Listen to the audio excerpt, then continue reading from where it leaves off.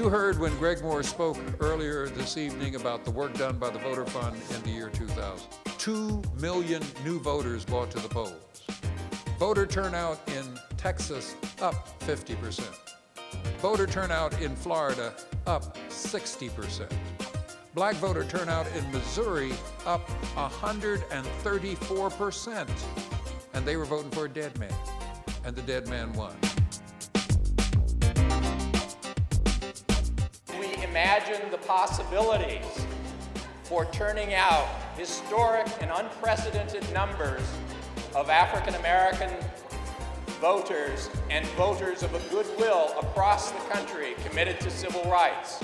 There will be electors who are going to try to discourage people from voting. And the more difficult it makes for low-income people, first-time voters, foreign language people, the better it is sometimes for people in the majority who want to keep it that way. Just asking a young person to vote, just asking somebody between 18 and 25 to vote would increase turnout by 8 to 12 points. But you're more likely to get us to just show up and vote if we can register the day that we're there. Urging people for non-voting, intimidating voters at the polling place.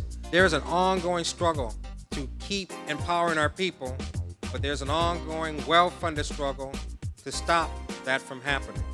Getting everybody the right to vote and getting everybody to vote is simply the right thing to do. It is as much our fault as it is the government's fault for not getting properly. You don't have to register for the right to free speech. You don't have to register for the right to public assembly. You don't have to register for the right to gather and to express your religious beliefs, but you got to register for the right to vote. So you already start off with the provision that puts a roadblock between you and the right that you were born with.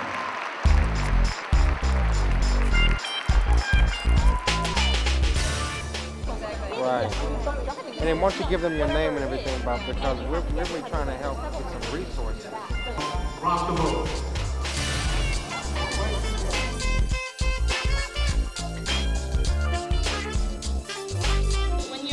You recruit for the Army, you start recruiting students at 17, 16. You have the people going into the schools. The Army, we want you, we want you. We need to start getting a little pissed off about this. And we need to start showing up and just saying, hey, you know, this is my voice and you're going to listen to it. One of the things I think as college students should do to help young people vote by recruiting them early at an earlier age. 6 months before their 18th birthday, you know, you give them something to think about in 6 months. This nation and every state, particularly in the South, could be changed if there were a higher voter turnout of African American voters.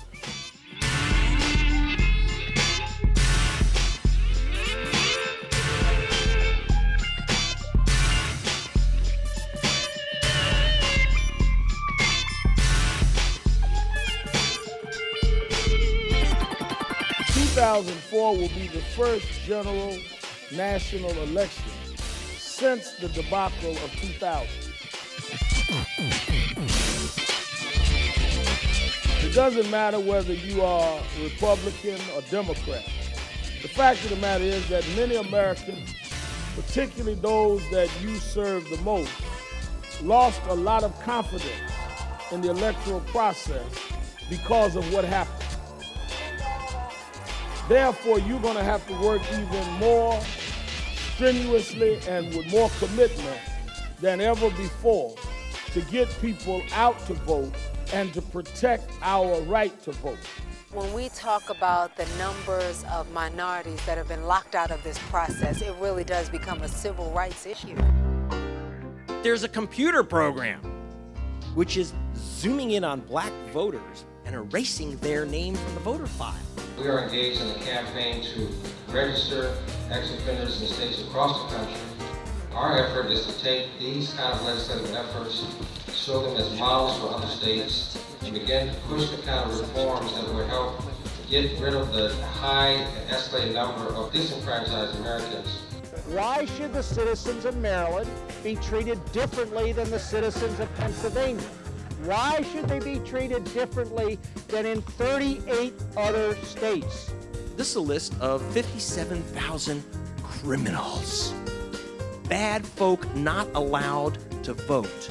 As we watch issues of voting rights and future responsibilities, it's important to keep our eye on the significance of the federal court. And this one caught my eye, like Thomas Cooper, who was shown as convicted on the 30th of January, 2007. Yeah.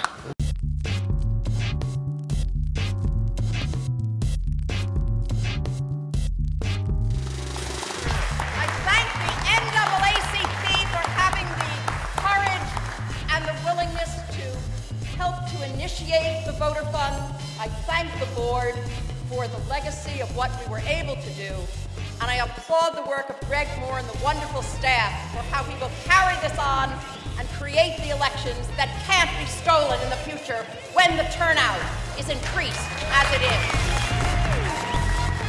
The NAACP is the largest and the oldest, the baddest and the boldest, most loved, most hated, most feared and revered, of course most cussed and discussed civil rights organization in the world.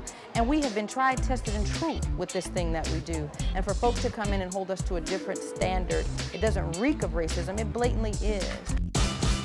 The NAACP and the NAACP National Voter Fund is working very hard. We have launched our Empowerment 2004 campaign. And we're conducting massive voter registration in 11 key states. The NAACP is targeting another 13 states, so between the two of us, we're going to hit about 23 states in the next 6 months. There's another election coming up in November, and once again, freedom is on the ballot. And unless you and you and you and you and the resources you've helped us raise tonight, unless we can maximize that effort, we're going to find that the majority is going to be beaten again. Don't let that happen. Thank you for coming.